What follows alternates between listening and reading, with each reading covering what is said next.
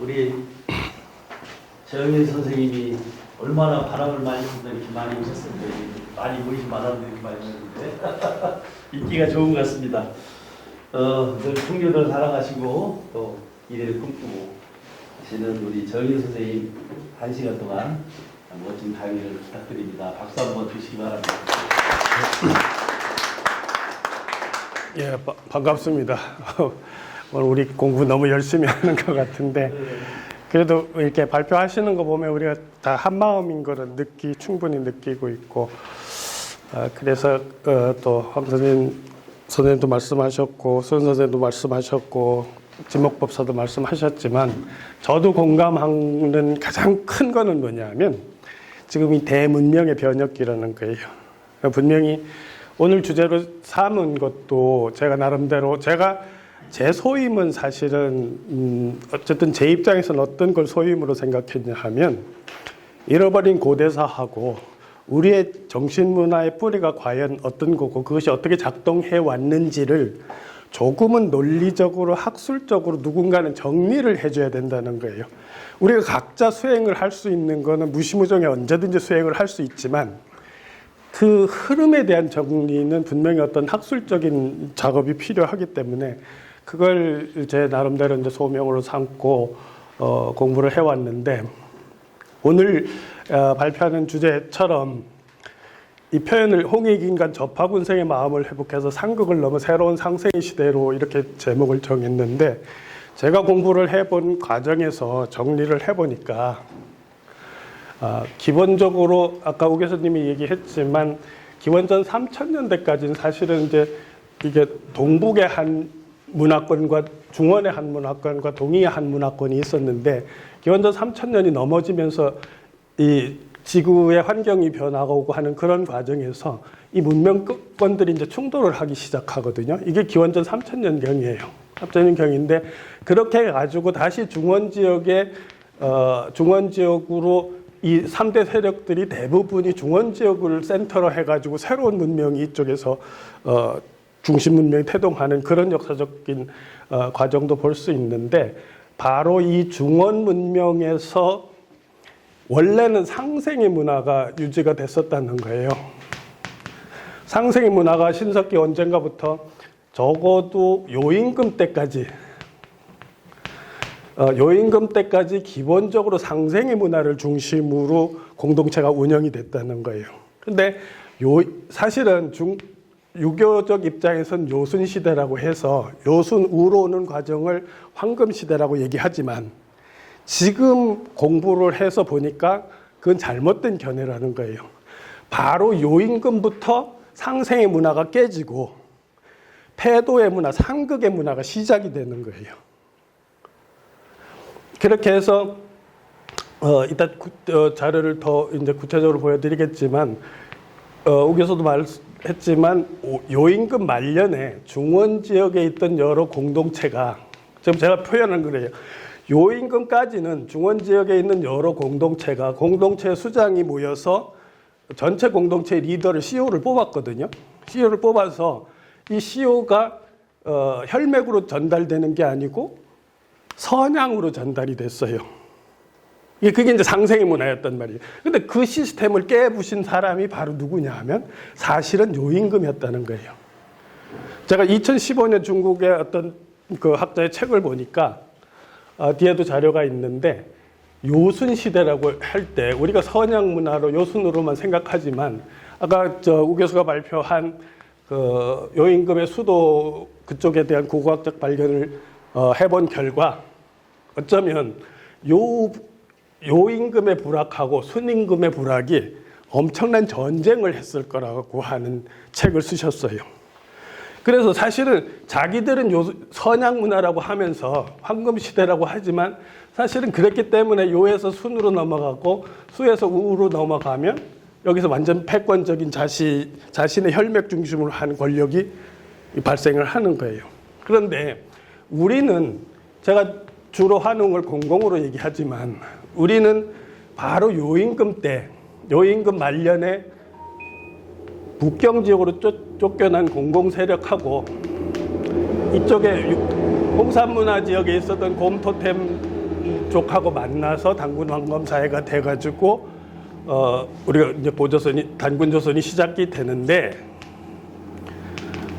우리는 이쪽으로 와서 공공은 상생의 천도 문화를 계속 실현했다는 거예요. 우리는 계속 실현을 하고 이쪽은 패도로 바뀌었다는 거죠.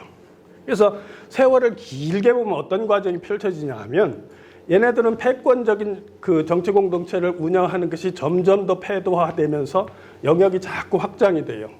자꾸 확장이 되는 과정에 우리는 계속 영역을 축소할 수밖에 없어서 한반도를 거쳐서 이 서라벌까지 들어오게 되고, 그런 과정을 걷는데, 우리는 지금 자료가 지금 말할 수 있는 자료가 있어서 제가 이런 표현을 쓰는 거예요.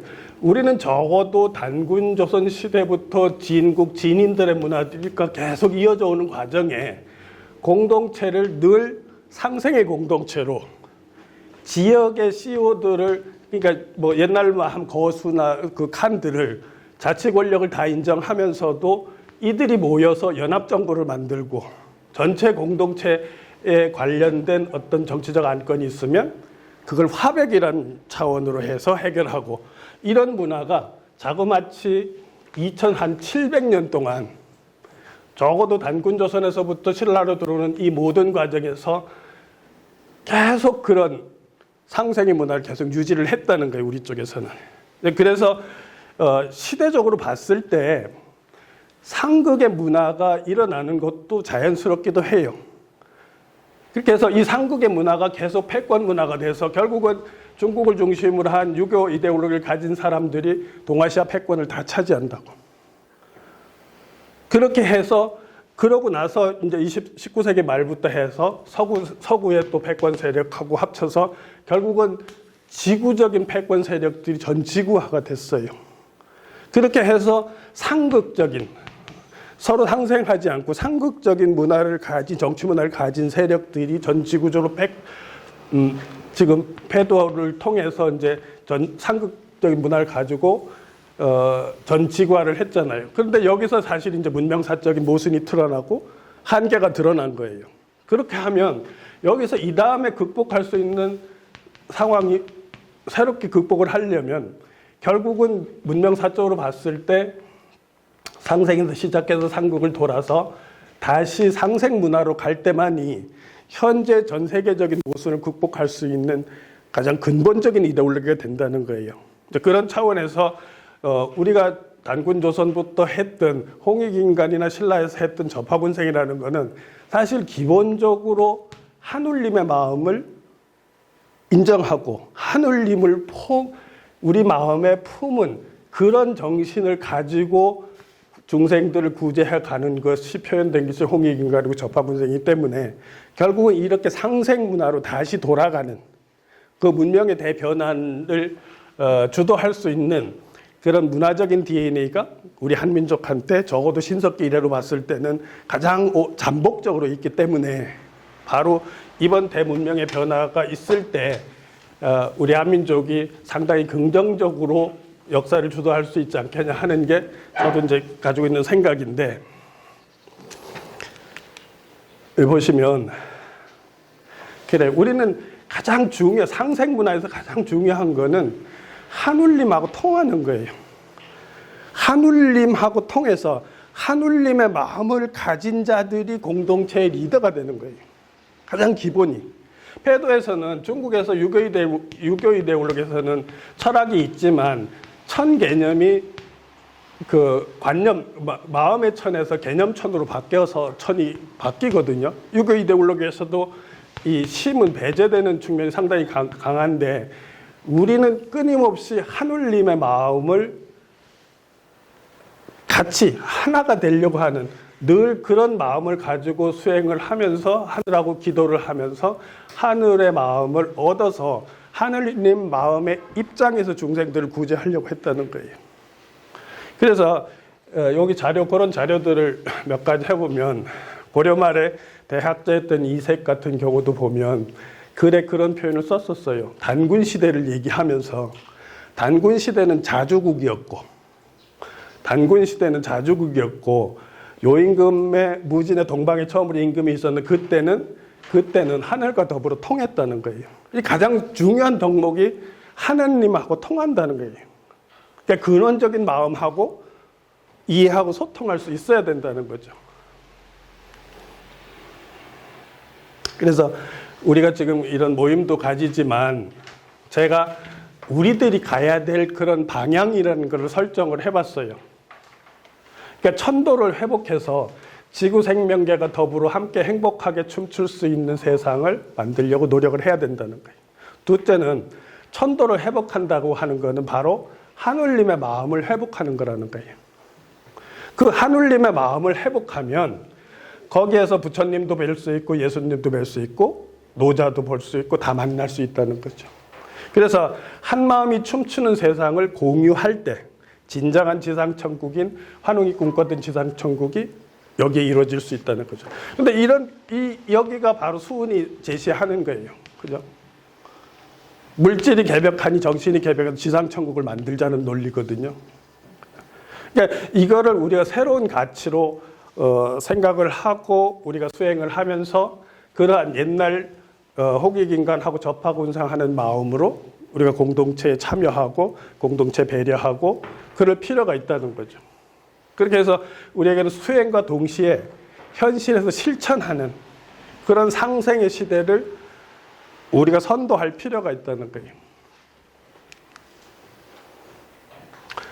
제가 있잖아요. 오늘 발표하는 가장 핵심은 뭐냐 하면 공공을 코드로 해가지고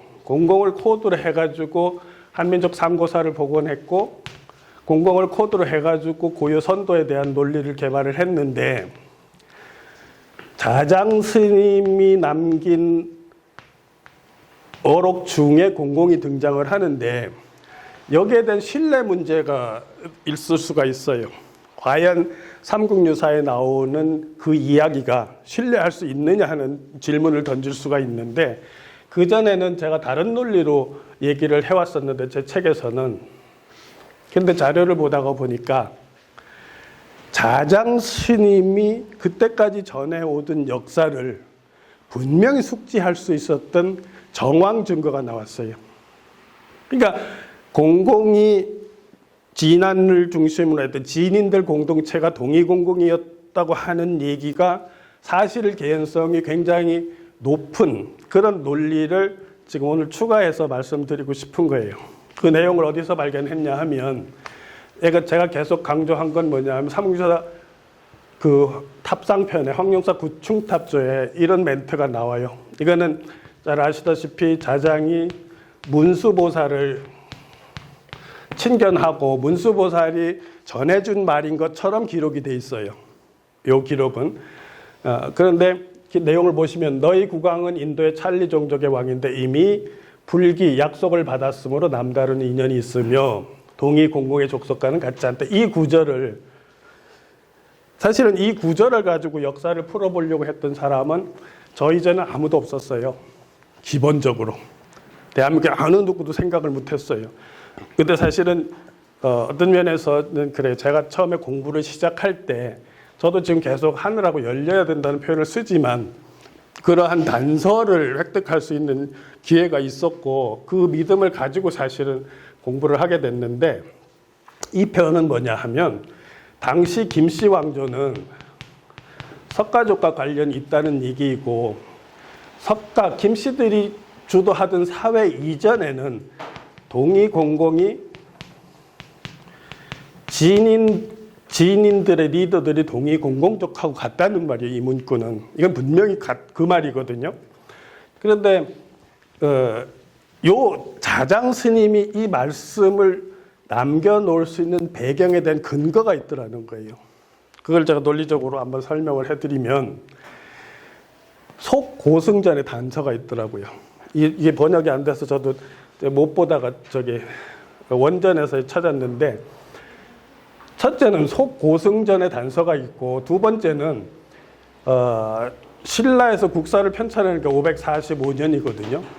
근데 자장스님이 탄생이 590년이에요.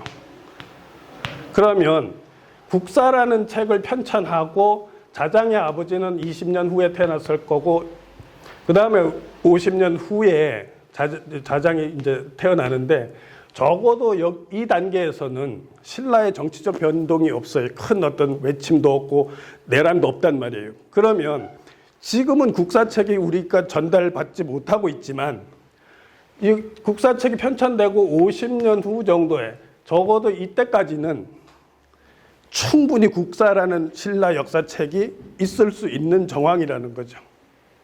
네? 그렇잖아요. 그런데 특히나 그런 거예요. 자장의 아버지가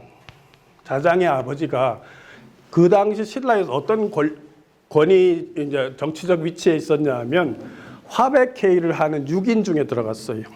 그러니까 왕 다음에 권력 서열 6위 안에 들어갔단 말이에요. 그러면 545년에 국사가 써졌어요.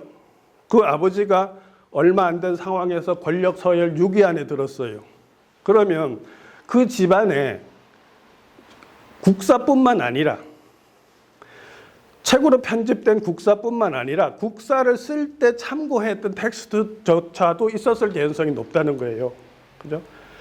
그러니까 이렇게 추론하고 보면 문무왕 비문의 김일제가 자신들의 조상이라고 하는 표현 또한 그 당시 책에는 분명히 있었을 거예요.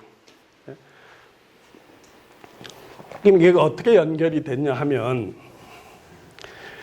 이 속고승전을 쓴 사람은 도선이라고 하는 스님인데 이 스님하고 자장 스님하고는 종남산에서 함께 했어요. 유학을 갔을 때. 겹친단 말이에요. 그러니까 그러한 도선이 속고승전을 쓰면서 자장전에다가 자장이 당시까지 전해오던 모든 역사책을 다 읽었다는 표현이 들어가 있어요. 다른 스님들이 자기가 어디서 태어나가지고 역사책을 다 읽었다 이런 표현 없거든요. 근데 자장 스님 전에 그때까지 전해오던 뭐라고 돼 있냐 하면 세수,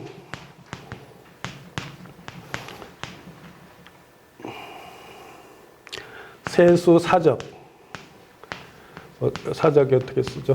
석자하고 세수, 사적 뭐라고 돼 있냐면 약계, 약계, 주람, 읽을 남자거든요. 하여튼 약계, 주람 이런 식으로 뒤에 문장이 있는데 셋 그 당시까지 대대로 전해오던 사적을 약계, 주람 거의 모두 읽었다 이렇게 표현이 돼 있단 말이에요. 속고승전에. 저는 책 쓸 때까지도 이 단서를 못 봤어요. 그러면 도선하고 만났죠. 도선이 그러한 자장의 어떤 과정과 자장의 그런 어떤 역사인식에 대해서 충분히 듣고 대화하는 과정이 듣고 그걸 분명히 남겨놨죠. 그 다음에 국사가 편찬되는 데서 45년 후에 태어날 정도로 가깝게 있죠. 자장의 집안이 최고 권부에 있었죠. 그러면 정황으로 봤을 때 자장 스님은 그때까지 전해오던 역사책을 충분히 읽을 수 있는, 자장 스님이 사실 좀 늦게 출가했어요. 26인가 이게 좀 늦게 출가했거든요. 그러니까 그런 위치에 있었다는 거예요. 여기 그 속고승전에 나오는 내용이에요. 분명히 도선이 자장이 역사에 굉장히 조예가 깊었던 것처럼 요 문장을 남겨놨어요. 연과소학, 신의 직난, 독발항심 여기 좀 보면 이어 세수 사적 약계 주람. 여기 분명히 자장 스님이 그 당시까지 전해오던 역사책을 대부분 다 읽었다고 지금 기록이 돼 있어요. 그러면 바로 이런 정황으로 봤을 때 자장 스님이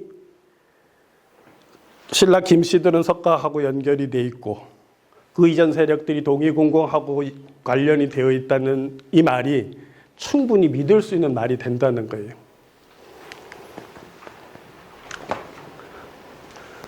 그건 아다시피 진흥왕 때 545년에 지금 국사가 편찬이 됐거든요. 그래서 자장 집안에는 국사와 그 외에 많은 사적이 충분히 있었을 거고 자장이 또 늦게 출가를 했기 때문에 집에 있는 텍스트들을 대부분 봤을 거라고 추정을 해보면 충분히 자장의 말에 신빙성이 있다는 거죠. 보면 속고승전에 도선하고 종남산에 가서 만났다는 얘기도 정황적으로 다 설명이 돼요. 내용상으로 봤을 때. 그 자료에 있는데 보시면 종남산에서 자장 스님이 동쪽 산비탈에 3년 동안 기거하셨다는 게 삼국유사에 나와요. 삼국유사에 나오는데 속고승전에 도선의 속고승전에는 뭐라고 나오냐면 실제로는 종남산의 동쪽 벽에서 3년 동안 내내 수행할 수가 없대요. 조건이 안 된대요. 그래서 속고승전에 뭐냐면 여름철을 3번 났다는 거예요. 동남 쪽에서. 그만큼 자장 스님하고 도선 스님은 종남산이라는 공간에서 함께 할 수 있는 인연이 있었고 그랬기 때문에 속고승전에서 자장 스님에 대해서 더 좀 자세하게 쓸 수 있었다는 건데 그것도 학자들이 하는 논문에서 제가 가져온 건데 속고승전을 하고 법원주림전이라고 하는 승려들의 관한 전기책이 있는데 이 책 모두가 자장전이 편입하고 있는 것으로 봐서 이 책을 쓴 사람들 모두가 자장과 특별한 관계였을 거라는 거예요. 이러한 사람들이 도선이 자장 스님이 세수, 사적, 약계, 주람이라고 표현을 해놨다는 것은 분명히 자장을 만났을 때 자장이 역사 지식에 해박했다는 거예요. 그래서 그러면 이제 그런 대화 과정에서 뭘 물어봤겠죠. 그런 역사 지식이 언제 습득됐냐고 물어봤을 때 자장 스님이 출가 전에 읽었다고 했을 거라고요. 그렇게 해서 아까와 같은 표현을 했을 거라는 거예요. 이건 뭐 별 중요하지 않은데 그 장안 남쪽에 서안 남쪽에 있는 산이 종남산이거든요. 지금도 종남산의 수행자들이 제일 많은 거로 돼 있고 그 당시에는 불교 성지로서 나중에 우리 같으면 의상 스님 같은 경우도 가서 공부하러 가는데 종남산으로 들어가서 지엄 스님한테 화엄경을 배워오거든요. 그런데 그것과 더불어서 속고승전을 쓴 도선 스님이 중국 당나라 율종의 개조인데 우리 자장 스님도 율종이잖아요. 그죠? 계율을. 그러니까 실제로 사사까지 했을 가능성이 높다는 거예요.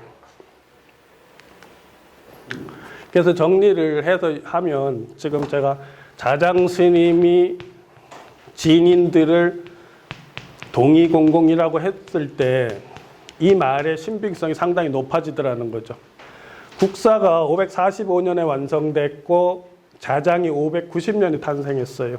그러면 자장의 아버지 무림공은 최소한 국사가 완성된 지 대략 한 20년 전후에서 태어났을 거고 그 무림공이 6인의 대신에 참석한 화백회에 참석했던 거로 보아서 그의 집에는 국사를 비롯한 다양한 사료가 충분히 있었을 거라는 거지.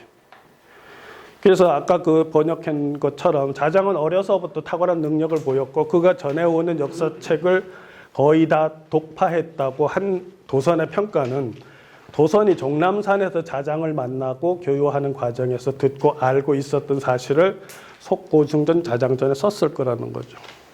그러니까 제가 지금 입론한 그 자장 스님이 남겨놨던 그 어록이 그냥 전설이 아니고 충분히 역사적 사실을 기록했을 개연성이 이러한 내용으로 방증이 된다는 거예요. 직접 증거는 안 돼도.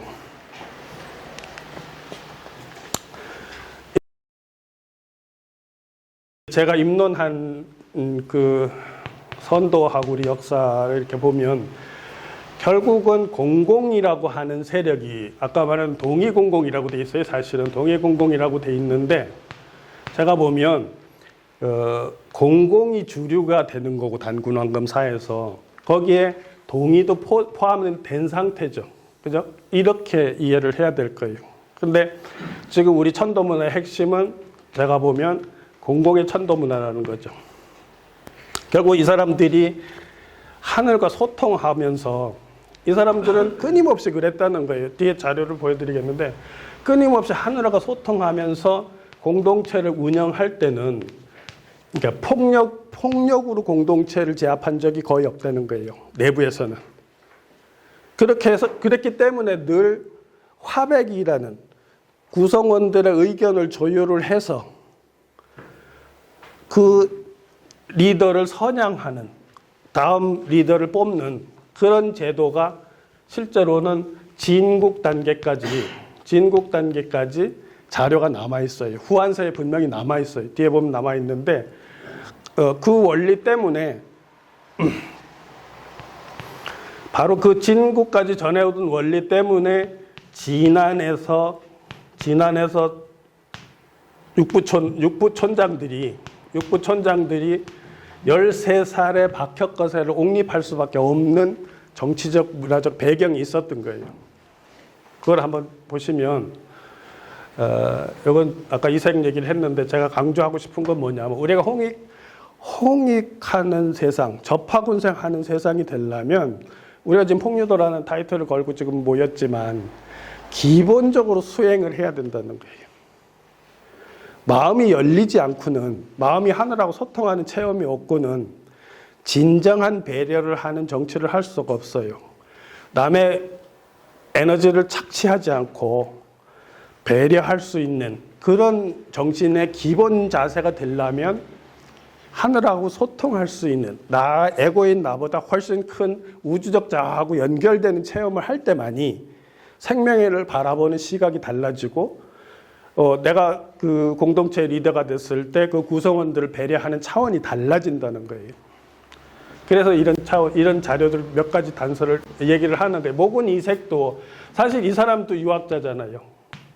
신유학자임에도 불구하고 이 사람의 문화들이 사실은 고려말하고 조선 초에 대부분의 성리학자들이 이 사람 제자들이거든요. 그런데도 불구하고 이 사람도 결국 이 사람이 지금 단군에 대해서 관심을 가진 거는 역사적 맥락에서는 보면 어떤 문제가 있냐 하면 단군 조선이 있고 나중에 삼한까지 연결이 되다가 삼국이 형성될 때 삼국이 형성이 되면서 단군 뿌리에 대한 의식이 약화돼요. 그렇게 해서 삼한일통이라는 얘기가 돼서 신라가 통일이 되고 신라 말에 되면 삼한이 다시 분립되는 논리가 해서 부산국이 전개가 되고 왕건이 다시 삼한일통을 하잖아요. 그럼 고려에서 유민들이 다른 쪽 유민들이 다시 분립에 대한 생각을 한다고. 그래서 이러한 흐름 속에서 몽골하고 항쟁하는 과정에서 민족에 대한 생각이 이제 깊어지고 우리가 누구인가 하는 생각이 날 때 바로 여기서 이련하고 이승효가 들고 나오는 코드가 뭐냐면 단군 코드를 들고 나오는 거예요. 뭐냐면 삼한 분립, 삼한 일통이 반대로 삼한 분립이잖아요. 그러니까 내부에 우리들이 자꾸 원심력을 다시 구심력을 맞추기 위한 아이디어로 나온 게 단군을 살려야 되는 거예요. 그렇게 해서 이련이 살리고 이승효가 살리고 해서 그러한 분위기가 고려말을 통해서 조선 초기까지 나오는 거예요. 그 영향을 받은 이색이 신유학자이면서도 단군에 대한 관심이 굉장히 많고 선도에 대한 관심이 굉장히 많았어요. 자기도 단학을 해서 신선이 돼서 머물고 싶다는 표현을 쓸 정도로 수행과 단군에 대한 관심이 컸었거든요. 어쨌든 제일 중요한 거는 우리 코드에서는 하늘하고 소통한다는 거예요. 그러면 또 조선 유학자 중에 양명학자인 이종이라는 사람이 남긴 글도 보면 수산집에서 뭐라고 얘기하냐 하면 노장의 도가 신라에 아직 도입되지 않은 혁거세부터 소지왕 때까지 신라인은 노장의 도를 배우지 않았는데도 불구하고 능히 자연의 도에 따라서 다스려가고 있었다. 이렇게 평가하거든요. 그러니까 지금 이분들이 이렇게 평가하는 거는 우리 고유의 선도, 우리 고유의 풍류도를 모르고 있기 때문에 이렇게 표현한 거예요. 그러니까 자기들이 모르겠지만 박혁거세부터 소지왕까지 자기들이 정치를 이렇게 역사책을 공부를 해보고 이렇게 보니까 노장적인 사상이 자연스럽게 스며들어가지고 정치가 행해지고 있었더라는 거예요. 만약에 이분들이 지금 우리가 말하듯이 풍류도의 맥락을 이해하고 있으면 풍류도가 있었기 때문에 그랬구나 이렇게 말해야 될 부분을 그러니까 그게 잊어버렸으니까 이제 그렇게 표현을 한 거예요. 좋아요. 그럼 결국은 한울림 마음이 수은 체제를 통해서 이제 큰 줄기로는, 큰 맥으로는 수은 체제우를 통해서 다시 회복되는 거예요. 도가 다시 크게 드러나는 거는. 수은 선생이 제자인 최시현 선생한테 얘기를 하기를, 오도는, 내가 지금 깨달은 도는 원래 유도 아니고 불도 아니고 선도 아닌데, 오도는 유불선 합일이라는 거예요. 근데 오도에 다 들어있다는 거예요. 천도는 유불선이 아니고 유불선은 천도의 일부분이라는 거예요. 그러니까 포함삼교 얘기하시는 거예요. 이 표현이. 우리 오도에, 자기가 깨달은 천도에 유불선이 다 들어있다는 거예요. 그 표시를. 그러니까 제가 저전부터 가끔 얘기하는 게 그런 거예요. 우리가 큰 도맥으로 봤을 때는 적어도 묘청 이후에 맥락이 끊어진 큰 도를 크게 회복하신, 도를 깨달아서 회복하신 분은 바수운이라는 거예요. 그렇게 해서 아까 윤중 선생님 말씀하셨듯이 바로 그 수운이 하늘을 아는, 하나님의 마음을 아는, 하나님하고 접속할 수 있는 그 경계에서 큰 역사 변동을 보신 거예요. 그죠? 그렇게 하면서 수은 선생이 물질이 개벽하니 정신이, 이게 굉장히 중요한 코드가 어떤 거냐 하면, 제가 지금 이야기는 왜 다시 우리한테 상생의 천도의 신문명이 기회가 오냐 하면, 과거에는 사실은 상생의 문화를 천도를 기반으로 해서 일으켰는데 인간 구성원들이 많다 보니까 재화는 한정이 돼 있고, 그러면 투쟁할 수밖에 없잖아요. 그죠? 그러니까 재화를 두고 다투는 과정에서 투쟁하는 과정이 패도적인 문화가 나왔고, 이것이 시대 기운으로서는 계속 확장이 되었다 이거예요. 그런데 그럼 이게 패도가 나오는 가장 근본이 제한된 재화 때문인 거예요. 그런데 바로 수은 선생 말대로 물질이 풍족해졌으니, 물질이 어느 정도 받쳐주는 세상이 되었으니 다시 천도가 회복되고 상생의 문화를 만들 수 있는 문명사적 전기가 마련됐다는 거예요. 그렇게 이해하고 보면 바로 그러한, 우리가 유라시아 문명사 전체에서 천도 문화를 가장 오랫동안 유지하고 실천했던 그런 잠재적 DNA를 가지고 있는 우리에게 이 동북아 시대가 오는 과정에서 양극을 극복하고 나면 우리한테 그러한 천도를 다시 펼 수 있는 씨앗들이 많기 때문에 지도자들이 나와서 여기저기서 그러한 깨우침을 자꾸 전달해주고 자꾸 북돋아주면 그런 공동체가 충분히 우리한테 한반도에서 일어날 수 있다는 게, 아까 윤종 선생님 말씀하실 때 공감하는 게 그런 거예요. 정치인들은 자기들끼리 해도 상관없어요. 자기네들 패턴도 어느 정도 그것도 따라올 때 하는데 우리는 민에서도 할 필요가 있다는 거예요. 그러니까 기본적인 그러한 자치를 갖고 기본적으로 천도를 지향하는 사람들이 사실은 이 공부를 하는 방식이나 스승에 따라서 다들 차이가 있어요. 같은 공부를 해도. 그러니까 과거에처럼 여기 거수, 이걸 뭐 거수라고도 했고 신지라고도 했고 거서관이라고도 했는데, 이 개성이 강해도 이분들도 공이 다 자치적인 영역은 인정해주면서 큰 틀에서 천도를 일으켜서 다시 가는 이런 방식으로 우리들이 민의 운동을 할 필요가 있다는 거예요. 국가하고 차별해도 상관없다는 거예요. 그것이 이렇게 싹을 틔워가지고 어떤 단계에 가면 정치로 바뀔 수도 있다는 거예요. 뭐냐면 기성정치가 기성정치대로 이 과정을 따라서 갈 거 아니에요. 그죠? 그러면 우리는 우리대로 운동을 하면서 전국적으로 이런 연대가 자꾸 일어나고 그렇게 하는 실천하는 우리가 많아지면 어떤 시점의 계기가 되면 우리 내부의 리더들이 국가 전체를 관장할 수도 있는 그런 상황도 만들 수 있다는 거예요. 당장은 안 되지만 그렇게 접근할 수도 있다는 거죠, 제 말은. 그래서 제가 지금 우리 이런 모임을 하면서 가장 중요시 하는 게, 우리가 사실 모여서 토론도 해보고 저녁에 또 대화를 해보면 서로 입장이 약간 다를 수가 있고 견해가 다를 수도 있어요. 근데 다른 것을 자꾸 따질 게 아니고 공통점을 따져서 각자 돌아가시면 자기 제자들이 있잖아요. 그렇죠? 자기 영역 제자들이 있잖아요. 그러니까 큰 틀에서 공감하고 또 여기서 모여서 토론하고 공부하는 과정에서 얻어지는 거, 수용되는 부분은 수용해서 가서 또 이렇게 활용하고 적용하고 이런 식으로 하는 모임이 지속돼야만이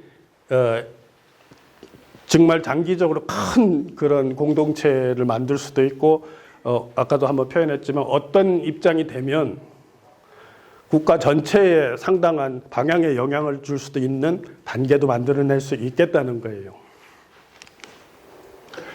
이능화라는 분도 무슨 얘기를 했냐 하면 이분도 일제강점기 때 우리 민속에 대해서 연구를 많이 하신 분인데 신라의 정체를 살펴보면 노장의 무의사상의 진수를 얻었다고 할 것이다.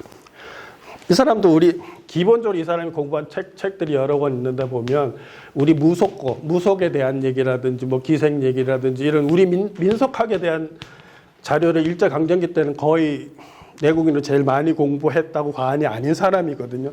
이분도 보면 자꾸 이런 얘기를 하잖아요. 결국은 뭐냐 하면 초기 신라를 주도하던 정신세계는 그 당시 그 지성인들 입장에 봤을 땐 도교란 말이에요.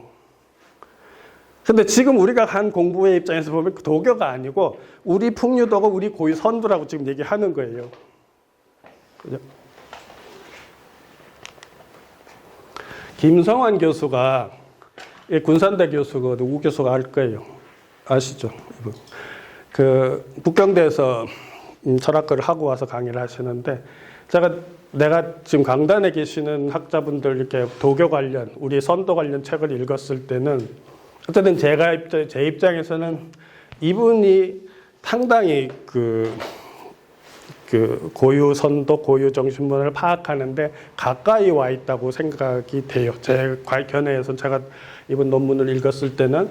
근데 이분 논문에서 따온 건데 보세요. 이분도 이렇게 표현했어요. 기원전 4세기부터 옛나라와 제나라의 발해 연안에서 시작된 삼신산 해상 탐사가 당시 동북아시아 샤머니즘의 중심지였던 고조선과 한반도 일대에 대한 동경에서 비롯됐다는 거예요. 뭐냐 하면 결국은 그러니까 춘추 시대 말 전국 시대에 중국에서 일어난 신선 사상의 뿌리가 신선 사상이 일어났는데 이 사람들의 이런 신선 사상에 대한 관심 이런 것들이 대부분 고조선하고 한반도 그때 여기서 지금 이분은 그냥 이렇게 써놨는데 한반도 일대는 이 당시 진국이거든요. 고조선과 진국이거든요. 근데 사실은 풍류도의 핵심은 진국 수장들이 가지고 있었어요. 정신문화는. 고조선은 이미 중국의 전국시대, 그러니까 춘추 전국시대하고 국경을 맞대고 대립하는 과정에서 생존을 위해서라도 폐도적인 그 정치문화를 습득한 팀이고 고조선에 가려져 있던 진국 사람들은 지속적으로 선양과 화백이라는 정치 제도를 유지를 했어요. 그게 제가 이런 그 흐름을 발견하고 이제는 진짜 풍류대 흐름을 설명할 수 있겠다는 자신이 들었는데 그래서 이런 말을 쭉 했는데 결국은 공공이라는 세력이 이게 중국 그 한자가 형성되는 각골문 형성되는 과정이거든요. 공자가 만들어지는 게 뭐냐 하면 각골문에서 이렇게 돼 있어요. 두 손으로 이렇게 하나를 한 손이잖아요. 제일 앞에는 이걸 이렇게 옮긴 거예요. 그러면 두 개잖아요. 그걸 이렇게 해가지고 공자를 만들었어요. 그게 뭐냐면 쌍수, 거동, 위, 공이거든요.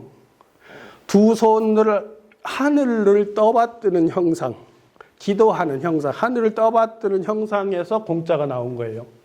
그런데 이 족단의 명칭이 공을 떠받드는 거잖아요. 그죠? 공이니까 공을 떠받드는 거잖아요. 바로 공자가 우리가 무당무자에 나오는 이 공자인 거예요. 그러면 요 무당 무자가 나오는 문화가 진국에 남아있었던 문화 유섭이 바로 소도 문화거든요.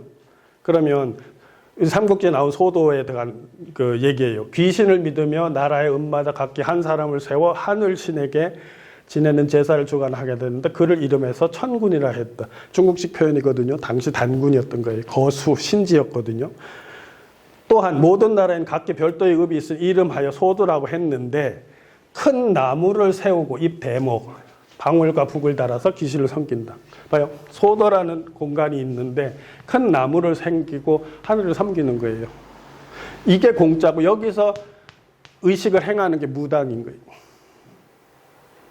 그러니까 동북아시아 천도 문화에 물론 우리가 문명사로 보면 뭐 아프리카도 있고 뉴질랜드도 있고 다 샤먼 문화가 일어나지만 적어도 동북아시아 신석기 이래의 샤먼 문화의 중심축에는 분명히 공공이란 세력이 있었다는 거예요.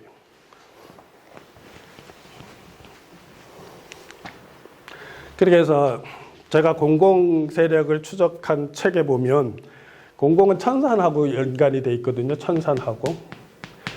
중국 고문원들을 보면 재밌는 게 중국 쪽은 곤륜산하고 뿌리를 대요. 자기네 조종산을 댈 때 하와족은 곤륜산 쪽하고 뿌리를 대는데 이거 지금 공공 세력들은 천산하고 연결이 돼 있어요. 그게 차이가 있어요. 근데 어쨌든 천산 지역에서 한원 지역으로 아까 말한 요 중국의 요 오르도스에서 내려와서 이렇게 황하가 꺾여오는 그 지역에 실제로는 고대 자료를 다 찾아보면 염제하고 공공이 거의 지역을 나누어서 함께 있어요. 그러니까 어쩌면 교집합적으로 있었던 것 같아요. 염제족이 약간 남쪽에 있었고 공공족이 약간 이쪽에 있을 건데 어쨌든 이들이 요임금 말년에 북경으로 왔다가 북경 지역으로 왔다가 홍산문화 지역으로 들어오면서 단군조선이 형성이 됐고 이것이 이제 은나라 무정 때 이쪽에서 확장되어 오는 세력들에 의해 가지고 들어온 세력들에 의해 가지고 초기 공동체가 무너져서 요동반도 남부하고 서북한 지역으로 들어왔다는 게 기본 생각이고 이 사람들이 지금 제가 강조하고 싶은 건 뭐냐 하면 아까 오 교수 얘기할 때도 그런 부분 있잖아요. 비파형 동검 장군을처럼 돼 있는 듯 단군이라 했잖아요. 그랬을 때 우리가 생각해 볼 부분이 있어요. 뭐냐 하면 이미 주나라 이후 요소 지역에 있었던 우리가 말하는 고조선은 이미 단군 왕검 시대의 조선인들하고 구별이 돼야 되는 부분이 있어요. 한편으로는. 무슨 소리냐면 이 사람들은 1차적으로 이미 은나라 무정 때 요동반도하고 서북한으로 들어왔어요. 그래서 이 사람들이 단군 왕검 사회 문화를 원형적으로 가지고 있는 거예요. 그렇다가 여기 남아있는 일부하고 다시 세력화돼서 그것이 주나라 이후의 고조선이 되는데 이 사람들은 어차피 중국이라고 하는 패도권하고 접점을 가지고 다투는 과정에서 이 패도적인 정치 문화를 일찍 익힌단 말이에요. 그래서 사제 문화, 그러니까 재정일치 문화는 여기서는 붕괴가 되는 거예요. 그럼 누가 재정일치 문화를 계속 가지고 왔냐 하면 동쪽으로 넘어왔던 진인들이 계속 가지고 있었던 거예요. 이게 구별을 해야 되는데 거의 구별을 안 하고 자꾸 조선, 고조선 이렇게 얘기하면서 혼동을 주더라는 거예요. 제 관점은. 그래서 이런 과정을 거치는 거예요. 기원전 2333년에서 기원전 13세기경 1차 이동을 하는 거, 요동반도 남부하고 서북한 지역. 여기에 대형 탁자식 고인돌이 여기에 지금 다 나타나는데, 고인돌 자체의 발생 그런 거는 시간 차이가 있지만, 어쨌든 우교사하고 처음에 여기 계주에 갔을 때 대형 석궁산 석궁도 현재에는 기원전 12세기라고 적혀 있었거든요. 제가 생각하는 거는 탁자식 고인들은 단군 왕검 사회가 1차 이주를 해서 천재단으로 거수들, 수장들의 무덤인과 동시에 하늘에 제사 지내는 공간으로 단독기를 만들어 놨어요. 공동체의 뒷산, 바로 뒷산에 단독기를 만들어 놨거든요. 그래서 사실은 제가 지금 다시 또 강조하는데, 아까 우 교수도 분명히 얘기했잖아요. 요소 지역에 고조선이 계속 있었을 거잖아요. 주나라 이후에 고조선이 있었을 거예요. 그러면 처음 단군 왕검 사회가 은나라 무정 때 이쪽 지역에서 붕괴되고 많은 단군 왕검 엘리트들이 이쪽으로 이주했을 때, 그럼 이때 한반도로 들어온 사람은 마이너스 13세기에서부터 나중에 진계파동, 흔히 연나라가 공격해오는 진계파동 이전까지는 마이너스 3세기까지는 한반도 전체가 단군 왕검의 사회였다는 거예요. 그러니까 이 점이 부각이 돼야 홍익인간하고 선양하고 화백했던 문화가 한반도에서 왜 그렇게 오랫동안 지속이 됐으며 왜 강화도에 단군 성전이 있고 참성단이 있는지가 설명이 돼요. 지금 학자들이 자꾸 요소로 가고 있거든요. 주나라 이후의 고조선 요소로 가고 있어요. 그러면 주나라 이후의 고조선들이 진계가 마이너스 3세기 이전까지 이쪽에 있었다고 하면 여기 단군이 왜 여기 와서 천재단을 짓느냐고. 말이 안 되잖아요, 논리적으로.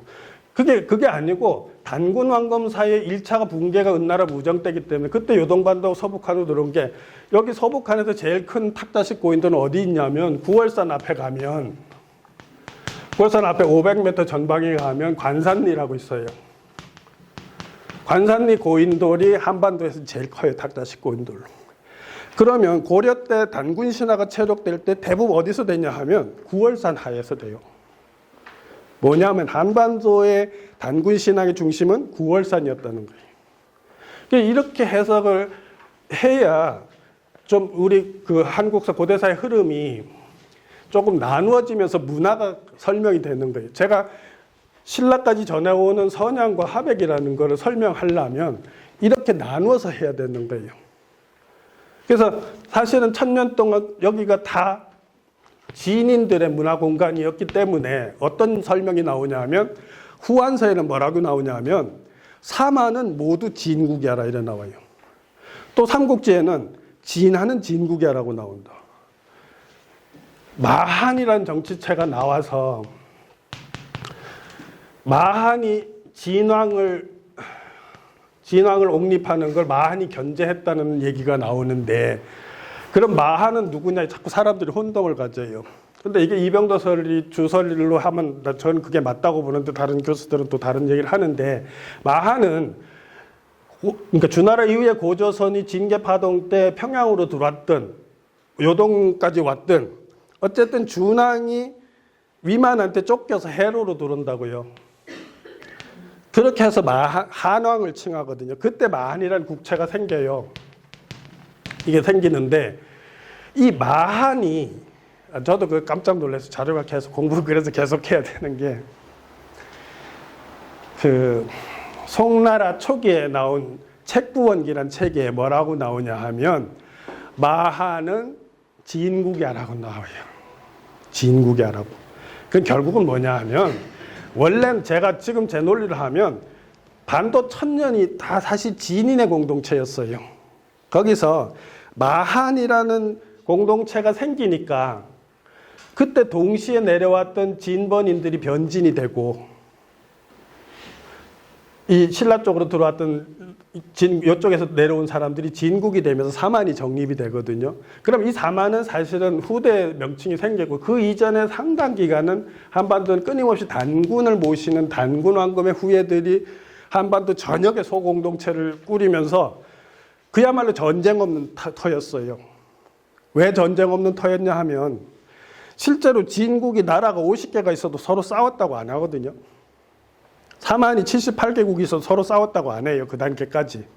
그건 뭐냐 하면 천도를 기반으로 해서 상생의 문화를 추구하는 공동체였기 때문에 내가 힘이 세다고 옆을 안 죽이는 거예요. 그래서 그 후한서하고 삼국지 공이 뭐라고 돼 있냐면 마한의 수장은 어떻게 하냐면 54개국이 있으면 54개국의 수장이 모여서 진국의 왕을 뽑는 거예요.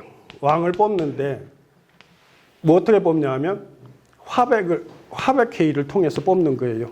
그러면 이게 무슨 소리냐 하면 진국 단계까지 중국 자료에 남아있듯이 우리는 힘이 있다고 약한 애들 공동체를 치지 않았다는 거예요. 그죠? 그럼 한반도는 1000년 동안 중원에서 보면 이상국가일 수밖에 없어요. 어떤 면에서는. 전쟁이 없는 나라, 도인들이 많은 나라. 맨날 하늘하고 통하고 하나님하고 오늘도 우리 얘기하다 보면 그런 게 나오잖아요. 그죠? 그러니까 결국 공자도 진의 패도적 문화에서 답답하고 질서가 잘 안 잡히고 전쟁하고 싸우고 그런 문화에서 보면 도를 동해한테 구하고 싶다는 생각이 나는 거예요. 근데 그런 말들이 그냥 쓴 게 아니고 이런 맥락에서 쓰여졌다는 거예요. 제 말은. 그래서 선양과 하백이라는 게 동북아시아 역사 문화에서 결국은 공공족이 가지고 살려냈던 요임금이 무너뜨린 선양과 하백 문화를 계속 보존하고 유지했던 것은 바로 공공이라는 거예요. 그래서 중국의 국어라는 책에도 보면 황제계 같은 경우는 이렇게 하늘하고 소통되는 다리를 끊는 고사가 나와요. 절지천통 고사라고 나오거든요. 이 고사도 상징하는 게 뭐냐 하면 천도 문화를 제한하는 거예요. 우리도 지금 무당들이 말하면 안 믿죠. 그죠? 그 무당들이 천을 접했을 때는 사실은 낮은 차원이고, 그죠? 더 높은 영들하고 더 고차원적인 영들하고 소통하는 게 아니기 때문에 지금은 그러는데, 사실은 우리가 천도 문화를 할 때는 그 공동체 수장과 단군은 진짜 우리가 뭐 성통공안이라고도 하듯이 하늘하고 늘 통하면서 그런 하나님 마음가짐으로 공동체를 리더했던 거죠. 보시면 이 선양 문화라는 게 지금 이걸 일부러 가져왔는데, 요임금이 선양을 하려고 해요. 요임금이 선양을 하려고 할 때 사실은 어떻게 되냐 하면 처음에는 누가 아들을 하나 청거해요. 그러면 요임금이 아들을 못 써서 안 된다. 그 다음에 청거된 게 사실은 공공이에요. 근데 공공도 건방지고 뭐해서 안 된다. 이렇게 요가 거부를 해요. 그리고 이렇게 나오고 나서 그 다음에 나오는 게 뭐냐 하면 순이 동방을 순행하고 돌아와서 요임금한테 건의를 해요. 우리 중원에 있는 공동체에 있는 여러 부족들이 있어요. 그 지금 대표는 6개 나온다고. 왜냐하면 요 공동체하고 순 공동체하고 쫓겨난 사흉하고. 요가 건의해서 뭐라고 얘기하냐면 얘들 다 쫓아내자 사방으로. 예? 그럼 둘만 남잖아요. 그죠? 둘만 남으니까 당연히 이렇게 선양이 돼요. 근데 이거를 선양이라고 했는데 최근 연구에서는 뭐 죽석인율로도 그런 말이 나오고 최근 연구에서는 뭐냐면 웃기지 마라 선양이 아니었다는 거예요. 왜? 이미 패독으로 주변의 정적들을 쫓아냈잖아요. 거기서 자연스러운 선양이 될 수가 없는 분위기가 이미 형성이 됐고 거기에서 가장 2등 세력이 순이었기 때문에 요 세력들하고 엄청난 격렬한 전쟁을 했을 거라는 논문이 바로 아까 우 교수가 말한 도사유적 그쪽을 발굴하는 과정에 나온 정보를 가지고 해석하는 과정에서 나왔다고요. 네? 그러니까 결국은 이렇게 해서 상생문화가 중원에서 끊어지고 상생문화를 들고 온 우리는 단군왕금 사회부터 지속적으로 신라 초기까지 선양과 화백을 가져왔다는 거예요. 그러니까 사실은 선양과 화백은 공화제거든요. 그러면 공화제를 2700년 동안 지속적으로 유지한 집단이 없다는 거예요. 근데 제가 지금 강조하는 건 뭐냐, 그거는 주나라 위에 고조선이라는 공간이 아니라는 거예요. 단군왕금 사회와 단군왕금 사회의 수장들이 1차적으로 이동했던 먼저 들어와 있던 공동체가 바로 그랬다는 거예요. 거기서 자꾸 사람들이 고조선하고 진인체제하고 분리해서 보지 못하는 바람에 뭔가 자꾸 뒤엉키게 됐다는 거죠. 설명하는 구조가. 그래서 이렇게 해가지고 요임금 말년에 쫓겨나요. 그죠? 아까 우 교수가 얘기한 뭐 프랑스 레지 뭐 거기 나오잖아요. 그죠? 결국은 이게 역사적 사실일 거라는 거예요. 그럼 단군 신화하고 가장 맞는 얘기가 공공을 집어넣었을 때 가장 맞아요. 지금 적어도 아까 말한 오늘 처음으로 발표한 자장이 충분히 그때까지 전해온 역사를 읽었을 뿐더러 계속 우리의 그 개국 시조는 늘 요임금하고 연결되는데 사기 본계에 이렇게 나온단 말이에요. 공공을 유릉으로 외운 유릉이 바로 북경 지역인데 우리가 자료에서 제가 몇 번 설명했죠. 북경 64km 가면 미룬이라는 현이 있고 여기에 공공성이라는 게 이 발굴이 됐거든요. 그러니까 이렇게 들어가면, 그러니까 잃어버린 고대사가 석실에서 나온 게 아니라 자장 스님이 남겨놓은 바로 그 키를 가지고 이제는 많은 정보를 가지고 해석을 하면 복원이 된다는 거예요. 제 입장은. 봐요. 이게 아까 그 말이거든. 우 교수 얘기한, 이게 보니까 2015년 기사인데 호남대학의, 그죠? 옥록서원 교수이기도 하고 박사과정을 지도하는 장송휘라는 교수가 지은 책이, 이게 보면 중국 고대 선양제는 허위라는 거예요. 허위라는 논문을 썼는데 이 양반 주장이 뭐냐면 결국은 유가들이 죽은, 이름 있고 죽은 사람을 함부로 말하는 것을 꺼리는 그런 문화에서 되게 높여서 기록되게 돼 있다는 거예요. 선양, 그렇게 기록된 거라고 얘기를 하면서 뭐라고 얘기하냐면 이 유가들의 이제 후세 그렇게 만든 거라고 설명을 해요. 그러고 보시면 봐요. 아까 우 교수 얘기한 요제 근년 내적 고고 발현 다소 가이 방증 요순 양거 불악지간 가능 발생 과격 열적 전쟁 이렇게 나왔잖아요. 이 사람 표현이 그러잖아요. 선양이 아니라는 거예요. 그러니까 이제 이해가 되는 거예요.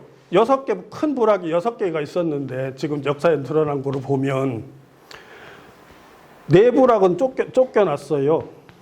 응? 그러고 큰 부락 2개가 남은 거예요. 근데 이거를 자기들은 이렇게 아들한테 안 줬다는 선양이라고 하는데 그거 발굴하고서 자료를 보니까 어쩌면 요 2부락이 엄청나게 전쟁을 했을 거라는 거예요. 그리고 전쟁을 해서 결국 순이 권력을 획득했다는 거잖아요. 그러니까 제가 지금 설명하는 논리 잘 보세요. 그게 이제 역사 맥락에서 이게 말이 되는 거예요. 그러니까 상생의 선양과 하획 문화를 처음으로 깨트린 건 사실은 요드라는 거예요. 그래서 여기서부터 중국에서는 패도가 나오고 패도가 계속 진행되다 문제가 생기니까 철학자가 나와서 공자와 맹자가 나온 게 왕도 정치를 주장하는 거예요. 이 모순을 극복하려고. 근데 문제는 여기서 천이 배제가 된다는 거예요. 우리는 계속 한울림 마음을 공유하는 차원에서 상생문화고 왕도를 해도 여기는 땅의 질서의 문제예요. 어떻게 해야 우리가 공동체를 잘 유지할 수 있겠다 이런 논리를 만든 거죠. 이런 자료들도 있어요. 진서 속성전이라는 데 보면 우는 백익을 살해했다는 거예요. 저건 뭐냐 하면 우임금 때 아주 유명한 재상이 백익이거든요. 근데 육아에서는 굉장히 선양을 하는데 사실은 그게 아니라는 거예요. 우의 아들이 걔가 왕권을 획득하는데 방해가 됐기 때문에 백익을 죽였다는 거예요. 우가. 그러면서 장자 상속, 아들 상속으로 갔다는 거예요. 그러니까 지금 이렇게 설명하면 논리가 되잖아요. 그죠? 바로 요임금부터 패도는 싹이 트기 시작한 거예요. 공동체. 힘으로 공동체를 지배하기 시작한 싹은 요임금이 만든 거라는 거예요. 거기서 쫓겨났던 공공은 원래 화백과 상생의 문화를 가지고 선양의 문화를 가지고 있었던 그 정신을 동북 지역에 와서 그대로 계속 실천을 했다는 거고. 여기에서 동북아시아의 대결에서 그러니까 결국은 중국 문화도 보면 도교와 유교의 엎치락뒤치락 문화고 유교는 엘리트 문화라고 하면 또 도교는 엘리트들과 약간 속세를 탈속하는 그런 문화잖아요. 이게 중국의 도교도 결국은 원래 천도가 있었는데 이게 이제 철학화된 과정에서 노장자가 나오는 거예요. 철학화되는 과정에서. 그렇게 결국 이 사람들도 이걸 지향하고 싶은데 이 사람들이 철학적 사유를 했기 때문에 마음을 배제시켜버린 거죠. 한울림을 배제시킨 거죠. 우주적 자아라고 우리 흔히 말하는 그런 속성을 배제시킨 거죠. 철학하는 과정에서. 그래서 중국의 이중태료라는 아주 유명한 대중 역사학자가 있어요. 이 사람 1년에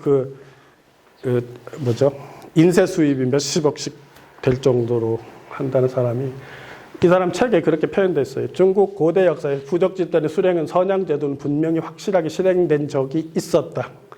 그러나 이런 선양은 부족 집단 내부의 세력 변화와 관계가 있는 것이지 결코 부족 연맹 수령이 개인이 소유한 겸양과 품격만으로 결정되는 것이 아니었다. 이렇게 해석하는 것조차도 천도를 이해를 못하는 거예요. 왜? 우리는 진국에까지도 그렇게 하고 있었는데, 자료가 있는데, 그죠? 겸양이 아니고 우리는 공동체 수장을 뽑을 때 각 수장들이 회의를 통해서 그럼 이번부터 언제까지는 우리 공동체 전체 리더를 누구로 정합시다를 만장일치제로 했다는 거예요. 그게 진국까지도 전달됐다는 게 역사 기록에 남아 있다는 거예요. 그럼 얘가 말하는 것도 이 부분은 틀린 거예요. 네? 이 사람 뭐라고 하는지 알아요? CEO가 뭐 권력도 없는데 그거 누가 하고 싶었겠냐 이런 식으로 얘기해요. 그러면서 선양제도는 그 이전 단계 문화 유습이다 이런 식의 이제 평가를 하거든요. 봐요, 여기 봐요. 자료가 있잖아요. 후한사 한전에 뭐라고 얘기 나오냐 하면 사만은 개고지 진국이라고, 사만 전체가 진국인데 마한이 제일 크고 봐요. 공립, 기종, 위, 진왕. 그 사람들이 공립해서 왕을 뽑았단 말이에요. 공화정이란 말이에요. 그러니까 쉽게 말하면 국회에서 수상을 뽑듯이 했다는 거예요. 그래서 제가 요새 생각이 뭐냐 하면, 통일시대에는 내각제로 가야겠다. 왜? 전제 왕권은 수직적 구조거든요. 그래서 힘이 너무 실려서 지금도 청와대 그 문제가 있잖아요. 그러니까 지금 통일되는 과정에는 우리가 힘이 필요한지는 모르지만 적어도 통일된 이후에는 내각제로 가서 지역 특성과 지역의 이익들을 다 인정하면서도 전체적으로 조화를 맞춰가는 공동체를 이끌어가야 돼. 이제 내각제로 가야겠구나 하는 게 이 공부를 하면서 이제 생각이 확 드는 거예요. 왜? 우리는 내각제 사실은 더 경도되어 있어요. 왜? 우리는 수평적 사고가 굉장히 발달했죠. 민이 이게 자기 위에 수직적으로 꼭대기 서는 거 되게 싫어하거든요. 사실은 폭력에 의해서 어쩔 수는 없지만 뭐 사람이 다 그렇긴 하겠지만 굉장히 싫어했는데 이렇게 나온단 말이에요. 그러니까 그 사람들, 그 종자들이 공립을 해서 왕을 뽑았다는 거예요. 그건 뭐냐 하면 아직도 패도가 안 이루어지고 있다는 거예요. 근데 문제는 이거를 있잖아요. 요 기사가 쓴 거는 3세기 기사거든요. 그러니까 이게 과거로 쓴 개연성도 있지만 어쨌든 3세기에 쓴 후한서에 이게 저본이 되는 게 위략인데 위략이 이제 그 정도 썼는데 어쨌든 그 저본으로 썼던 거기에 마하님 같은 경우는 54개국이 있었거든요. 그러면 54개국의 작은 소국에 10,000명도 되고 5,000명도 되고 2,000~3,000명도 되고 했던데 그 소국의 왕들은 다 자치권이 100% 인정이 됐어요. 그러면서 그 수장들이 모여서 전체 공동체의 이름을 짓고 왕을 뽑았다는 거예요. 리더를.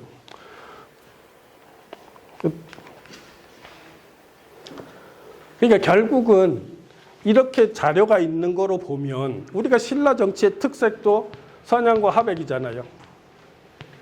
왜냐하면 실제로 신라 초기에는 상당 기간 동안 뭐냐 하면 이게 장자 상속이 이렇게 안 가요. 왕이 죽으면 아들이 어리면 걔 왕을 시켜요. 뭐라고 돼 있냐면 국인이 모여서 회의를 해서 어린 아이를 왕을 안 주고 삼촌을 주든지 이렇게 회의를 통해서 만장일치를 해서 왕을 넘겨요. 그러면 그 다음에 석박식 이렇게 넘어가는 과정도 그렇게 회의를 통해서 권력이 이양됐기 때문에 전쟁이라는 게 없고 전 왕조의 왕족을 죽이지 않았어요.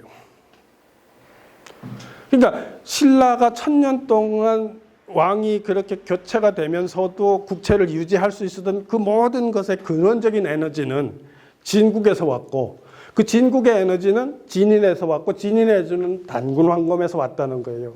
그러면 그 단군왕검의 그런 정치 이데올로기를 적용했던 팀은 누구냐? 리더는 누구냐? 바로 공공인 환웅 세력이었고 그들에게서 왔다는. 그러니까 이렇게 보면 동양문화사 전체 문화에서 상생으로 출발했다가 상극의 문화가 되고 다시 이제 상생의 문화로 들어가는 입구에 있는 입장에서 보면 이 문명리 대변혁에는 우리한테 기회가 있다는 거예요. 지금 유준 선생님도 운동을 하시듯이 그런 방식으로, 그죠? 아까 뭐 표현 되게 재밌게 대알 그렇게 표현하셨잖아요. 이쪽 대알, 이쪽 대알 해서 또 큰 연대를 하고 뭐 이런 방식들. 이게 참 수평적 민주주의 방식으로 참 좋다는 거예요. 그죠? 그러니까 어떤 한 놈이 위에 올라서 군림하고 착취하고 이용하고 이게 아니라 위는 조정자 역할을 하고 조정자를 가장 잘하는 사람을 리더로 시키고, 왜냐면 그 사람이 더 인덕이 제일 나을 거 아니에요. 이게 재밌어요, 보면. 재미가, 저도 이제 이게 설명이 돼요. 왜 13살의 박혁거세가 왕에 옹립될 수 있었는지 이해가 된다고. 바로 뭐냐 하면, 이 부분이요. 진왕이, 12국은 진왕에 속하는데, 진왕은, 이 표현 때문에 학자들이 해석을 못했어요. 진왕은 늘 마한인으로 만든다는 거예요. 그게 이상하잖아요. 서라벌에 진왕을 뽑는데 마한이를 뽑는데 이렇게 기록에 나와 있으니까 헷갈렸단 말이에요, 제 말은. 그러니까 학자들 논문에서 이걸 해석을 못했어요, 잘. 근데 이 답이 아까 말한 책부원기에 마한은 진국야에서 나온 거예요. 결국은 진왕은 진인이 뽑았다는 소리예요. 네? 그래서 세세토로 이었다, 상계했다는, 입금했다는 거예요. 그죠? 그 다음에 진왕은 부득자리 위왕 이렇게 했는데 여기서 또 헷갈려, 사람들이, 학자들이. 진왕, 그럼 이 진왕하고 박격거세 진왕하고 같으냐 틀려, 이런 문제예요. 근데 여기 진왕은 그게 아니고 여기 가로 쳐놓고 부연 설명을 했거든요. 위략에서 말하기를 분명히 그들은 유이지인, 유이민이라는 거예요. 그래서 마한에서 견제를 했다는 거예요. 그럼 무슨 소리냐면 진왕 부득 자립위왕은 여기는 육부촌장들이 왕이 못 됐다는 거예요. 이 문장은 그렇게 해석해야 된다는 거예요. 육부촌장들이 스스로 왕이 못 되고 진인들이 왕이 될 수 있었던 배경은 이 사람들, 육부촌 사람들은 당시 위만조선에서 집단적으로 서라벌로 들어온 사람들이기 때문에 마한에서 견제를 했다는 거예요. 그러니까 진한의 왕은 진인이 해야 되는 거예요. 그러니까 바로 진인인 박혁거세가 옹립이 될 수밖에 없는 당시의 정치 상황이었다는 거죠. 이게 이렇게 이해되더라고요. 그러니까 정확하게 마한은 누구예요? 그러면 이게 유입된 사람이에요? 마한, 유해한 사람인 거예요? 마한은 이렇게 돼요. 그러니까 이거에서 사람들이 헷갈리는 거예요. 이렇게 있으면 아까도 한번 설명했는데 그 진계파동이라고 있어요. 고조선이 그러니까 주나라 이후의 고조선이 기원전 3세기에 그 연나라 장군 진계가 공격을 해서 동호를 천여리를 밀어냈다는 표현이 있고 위략에는 뭐 이렇게 한반도로 이렇게 돌았다는 위략 얘기가 있어요. 그러고 나서 얼마 안 있다가 이 고조선의 마지막 왕이 준왕이거든요. 준왕이 진한 교체기에 위만이 들어와요. 그래서 여기 들어와서 자기가 여기 수의를 쓰겠다고 해서 땅을 100리를 얻어요. 그랬다가 이 위만 놈이 갑자기 공격해서 준왕을 쳐요. 그러니까 준왕이 황망하게 배를 타고 들어와요. 그게 어디 있냐면 마한 지역, 지금 하는 마한 지역으로 들어오는 거예요. 그러니까 이 지역으로 와서 자기가 한왕을 칭했다 이렇게 나와요. 그런데 이 사람은 아들이 없고 이게 권력이 승계가 안 돼요. 그래서 다시 똑같이 후한서에 삼국지에 나오는 게 뭐냐면 그래서 한왕은 단대왕으로 끝나요. 그러고 다시 진인들이 공동체 회의를 통해서 진왕을 다시 뽑는 거예요. 그렇게 기록이 나와 있어요. 그러면 요 마한은 그래서 사람들이 헷갈리는 거예요. 이게 마한이 뿌리가 원래부터 무슨 그 전부터 마한이 있었냐 이거하고 준왕하고 관계돼서 생겼냐 이게 이제 논쟁이 될 수 있는 거예요. 근데 정황으로 봤을 때 준왕하고 관계돼서 나오는 게 맞아요.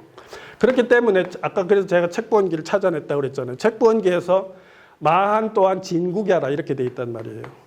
그러니까 여기서 말한 마한들은 사실은 준왕을 배제한 진인들인 거예요. 이 54개국을 통솔하는 전체를 하나의 덩어리로 가지고 있었던 진인들이 견제를 했다는 거예요. 그러니까 이렇게 해석해야 이게 문구가 해석이 되는데, 그러니까 결국은 우리 고대사 해석에서 문제가 뭐냐면 사만의 정립에 대해서, 정체에 대해서 자신 있게 주장한 학자들을 내가 본 적이 없어요. 사만의 정체, 정치체의 뭐 그런 가치나 그들의 뿌리나 이런 데 대해서 그런 혼동에서 이게 해석이 안 됐던 거예요. 어쨌든 13세 될 수 있었던 게 결국은 지인들이 왕이 돼야 되는 상황, 그 당시에 시공간의 상황 때문에 박혁거사가 됐고, 시간이 많이 갔죠. 조금만 10분만 더 할게요. 5분이나. 그러면 지금 아까 말한 대로 결국은 진국에서 진안으로 전해졌던 선양과 합약의 문화의 뿌리는 결국은 환웅하고 단군에 있더라는 거예요. 그러면 동북아시아 공화정, 이것도 양념으로 하면 841년인가 마이너스 그 공화정 한 시기가 아마 요 401년 아니면 402년 요쯤 될 거예요. 중국에서 처음으로 공화정을 해요. 이게 이제 공화정의 시발이라고 지들은 얘기하는데, 이게 왜 그러냐 하면 주나라의 왕이 문제를 일으켜서 이쪽 최지방으로 쫓겨나거든요. 왕이 쫓겨나요. 그러니까 왕의 공백기예요. 공백기인데 국가는 통치를 해야 되잖아요. 그때 백작들이 모여요. 그러니까 그 대부들이 모여요. 모여서 공동정부를 만드는 거예요. 그걸 공화정이라고 하는데, 이 공화정을 이끌었던 사람도 누구냐 하면 공국의 백작인 화였어요. 공화정을 이끌었던 공국. 그 공국이, 그러니까 중국에 남아있었던 무리들 중에 위하 쪽, 아니 이쪽에 낙양 동쪽에 작은 소국이 공국이 있었어요. 그 리더가 그 공화정의 대장도 해요. 그러니까 어떤 기현인지 어떤지 그렇게도 연결되는데, 사실 제가 책에서 그런 거 뺀 게 왜냐면 머리에 너무 복잡할까 봐 뺐거든요. 어쨌든 이렇게 설명할 논리 구조가 생기더라는 거예요. 근데 보세요. 지금도 사람들이 리더가 도덕적이어야 된다는 게 우리가 기준이 되게 세잖아요. 그죠? 이게 모든 뿌리가 천도 문화에 있는 거예요. 하늘님 마음을 가장 많이 담고 하늘님의 뜻을 실천하는 자가 지도자가 돼야 된다는 대전제가 있는 거예요. 그게 도덕 정치의 뿌리인 거예요. 그게 이제 시대적으로는 그게 정치적으로 불리할 수는 있지만, 미래로 갈 땐 그것이 다시 부활되지 않으면 안 된다는 거예요. 나쁜 새끼가 능력 있다고 대통령 하는 것보다는 능력은 조금 부족해도 사실은 더 착하고 지혜로운 사람이 공동체를 조정하는 게 더 나을 수도 있어요. 봐요. 이걸 그 자료를 한번. 지금 이게 선양받을 지도자, 이거 제가 멘트를 쓴 거거든요. 여기 지금 박혁거사의 조에 나와요. 뽑아보면 삼국사기 뭐라고 되냐면 신덕이 있어야 된다는 거예요. 응? 또 남의 재난을 다행으로 여기면 안 된다는 거예요. 이런 게 그 내용에 나와요. 그래서 그러한 도덕적 가치를 굉장히 중히 여기고 지킬 것을 요구되는 자리가 바로 지도자 자리였는데, 이 케이스를 내가 4가지를 찾았어요. 박혁거사의 덕목이 나와요. 이런 게 어쩌면 재부활시켜서 우리가 미래로 갈 지도자 상이라고 생각하는데, 보면 신덕이 있음을 듣고 외인이 군사를 돌렸대요. 박혁거사가 신덕이 있는 성인이라서 외인이 들어오다가 군사를 돌렸다. 사실을 떠나서 이렇게 멘트를 한다는 건 지금 신덕을 강조하고 있는 거예요. 그래서 지도자 역량을. 두 번째는 낭랑인들이 내습했다가 밤에도 진문을 달아가지 않으며 들에도 노젓가리가 그대로 쌓여있는 걸 보고 유도지국이다, 도가 있는 나라다 해서 또 갔대요. 응? 또 봐요. 마한이 국상을 당한 기회를 틈타 공격하자는 건의가 있었는데, 거서관이 뭐라고 얘기하냐 하면 남의 재난을 이게 다행으로 여기는 사람은 불인한다는 게. 그러니까 남의 그 재앙, 불행한 일을 틈타서 날름 먹으러 들어가는 거는 불인자가 아니라는 거예요. 그죠? 그게 이제 박격거스 덕목이에요. 성인이 났다는 소문을 듣고 동옥저가 사신을 보내온 일도 있고 이런 얘기들 결국은 뭐예요? 천도 문화에서 지도자는 도덕적이어야 돼요. 그럼 도덕적은 우리가 봐요. 도덕이라는 것도 저거예요. 지금 이 문명의 한계를 제가 설명할 때 지금 고민해서 나온 겁니다. 도덕이라는 거예요. 질서를 지키기 위해서 인위적으로 요청해서 될 일이 아니에요. 이건 패도에서 물론 그 예약을 통해서 했잖아요.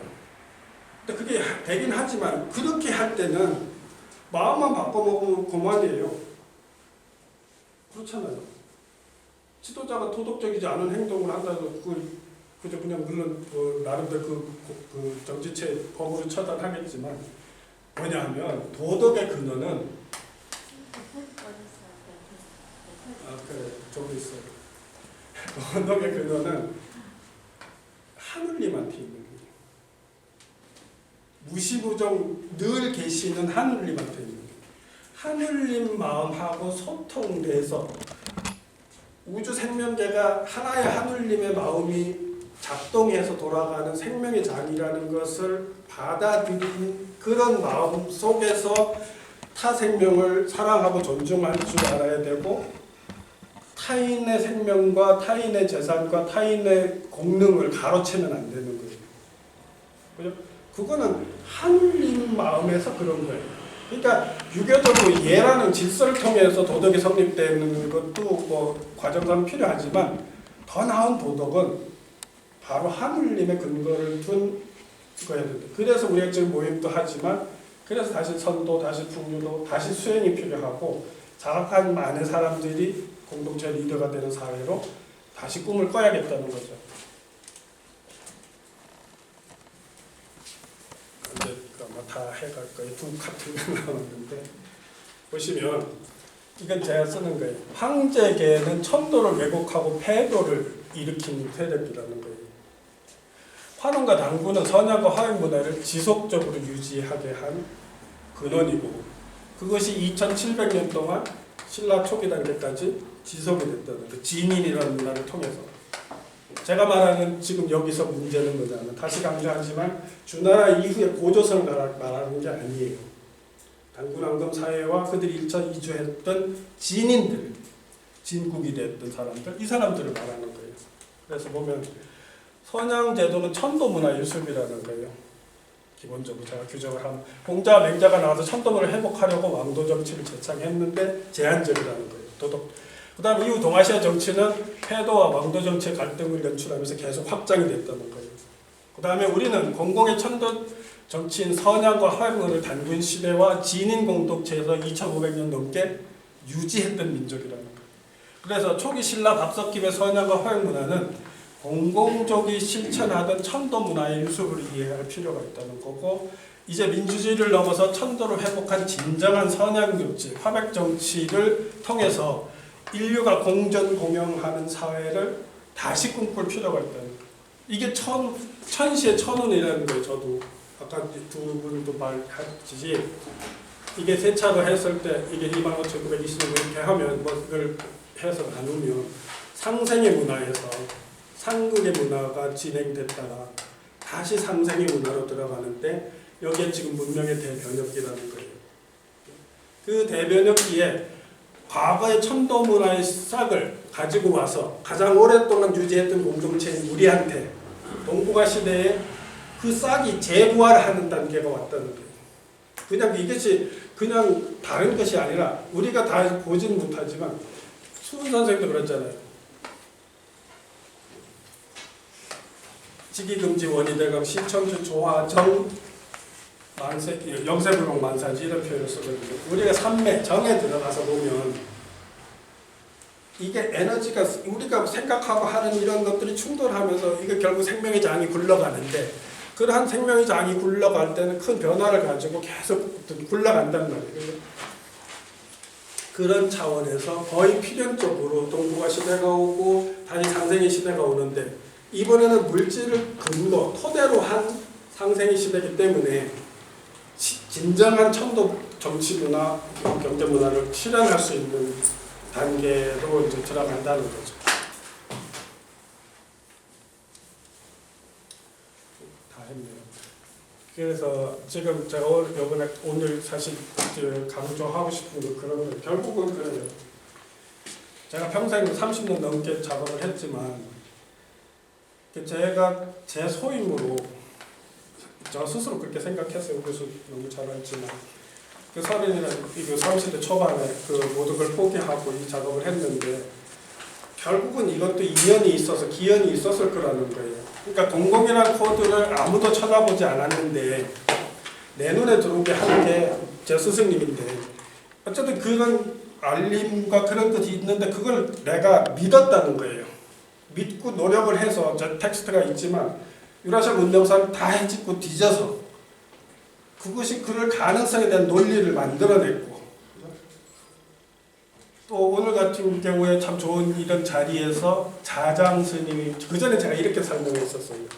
자장 스님이 문수를 만나서 신탁을 받은 거는 불교식으로 하면 자장이 삼매에 들어가면 삼매 근원의식에 들어가면 근원의식의 지혜가 문수잖아요. 근원의식에 있는 지혜가 그대로 발현돼서 자장의 의식 속에서 드러난 정보라고도 했고 하나는 자장까지 전해지던 어떤 역사적인 텍스트를 봤을 거다. 이렇게 두 가지로만 설명했는데 오늘 못했는데 속고승전을 발견하면서 국사하고 연결시키고 자장의 가문하고 연결시키고 속고정을 쓴 사람하고 도선하고 친분이 있었던 거 속고정 내용의 자장이 역사책을 무지만히 읽었다고 분명히 기록된 거 이런 것들보다 더 방증할 수 있는 게 뭐가 있어요. 그리고 저는 지금 자신하는 게 뭐냐면 요임금 말년에 고조서에 썼다는 건 지금 이 코드를 넣으면 그대로 맞아 들어가요. 다른 건 다 가설이지만 거기다 지금 제가 오늘 논리, 상생의 논리, 정치문화 논리, 화백과 선양의 논리 이렇게 설명이 쫙 들어가 버리면 왜 우리가 수평적 사회를 요구하는지 그죠? 서로 함께 하려고 하는 의지가 강했든지 그러다 나쁜 놈들이 위정자가 나쁜 짓 하면서 계속 당했는지 그리고 패도 시대였기 때문에 할 수 없이 당했지만 아까 유종선도 말했지만 동학도들이 그렇게 생목숨을 갖다 바치면서까지 나라를 지키고 민족을 지키려고 했던 이런 것들 이런 걸 이해하게 되는 거죠. 그러니까 결국 아까 지목법사도 얘기했지만 자주 그런 얘기를 했지만 그걸 떠나서도 저도 그런 생각을 가지고 늘 공부를 해왔는데 그런 시간이 온 거예요. 그러니까 일종의 재발복하는 시간인 거예요. 제가 보면. 그러니까 우리가 이제는 봐요. 아까 방탄소년단 얘기하고 뭐 할리우드 얘기하고 다 했잖아요. 이게 그냥 나오는 게 아니라 지금 이거는 논리적으로 설명하는데 하늘의 시우는 그냥 이렇게 가는 거예요. 그러니까 이미 그런 때가 됐으니까 한류가 뜨는 거예요. 많은 부분에서. 이제는 그냥 문화적인 것만 아니라 과학적인 거 이런 것까지 다 앞으로 더 많은 주목을 받을 개연성이 있는데 그렇게 가면서 결국은 한민족 공동체가 통일이 되고 통일된 얼마 안 되면 아까 유중 선생님 말씀하셨듯이 세계에서 드러나는 공동체가 된다는 거예요. 이게 누구 하나의 개인 때문에 되는 게 아니라 우리가 다 잠든 태로 가지고 있는 그런 역량 때문에 일어나는 거예요. 단 나는 여기서 이렇게 공부하는 사람들은 이런 것을 대중들이 장기적으로 믿음을 갖게끔 하기 위해서 인문학적으로 논리와 체계화하는 거예요. 그게 이제 역할이었던 거고, 저도 이제 와서 오늘 설명하는 그 바탕을 들어보시면 알겠지만, 이게 분명히 맞겠구나 하는 그런 확신을 가지고 있어요. 어쨌든 오늘 좀 멀리서 오셔가지고 한 마음으로 달려오셔가지고 이런 자리를 같이 함께 했는데. 아마 우리가 이런 인연들이 확장이 되면 아까 저녁에 이제 뒤풀이 그 동네 학춤 추는 사람하고 그 국악 예술 하는 사람하고 와서 식사하고 나면 한바탕 놀 텐데 그래서 신명놀이도 하고 함께 대동사회를 지향하는 꿈을 오늘뿐만 아니라 가을에나 아마 2박 3일을 해서 그 신사들 우리 풍류도인들이 공부하는 사람들이 공부하는 현장 답습도 하면서 2박 3일을 함께 하고 그래서 이제 공부도 하고 답사도 하고 이렇게 각자 공부하시는 의견 공부 의견 이렇게 할 거예요. 그러니까 조금 그러니까 그런 것 같아요. 우리가 조금은 마음을 내려놔야 화가 돼요. 내가 공부하고 얻은 게 전부고 참이다고 너무 강력하면 화를 할 수가 없어요. 제가 하고 싶은 거는 참여하는 부분들 각자가 다 자기 주장과 자기 색깔과 꿈이 있을 텐데 그래서 조금씩 내려놓고 화를 통해서 우리가 조금 더 발전적으로 이런 모임들을 개선을 하면 아마 아까 누가 또 통일 얘기도 하고 했잖아요. 그런 변혁기에 저희 그룹들이 할 일이 있을 거예요. 우리 공동체한테 어떤 뭔가 기여하는 저는 그런 느낌을 가지고 있는데 그런 차원에서 좀 함께 한 길로 큰 길로 같이 되도록 갔으면 좋겠습니다. 여기서 마칠게요. 와, 예. 수고하셨습니다. 2시 반부터 7시까지 거의 4시간 반 동안 참 조기차게 열심히 경청하신 여러분이 대단하신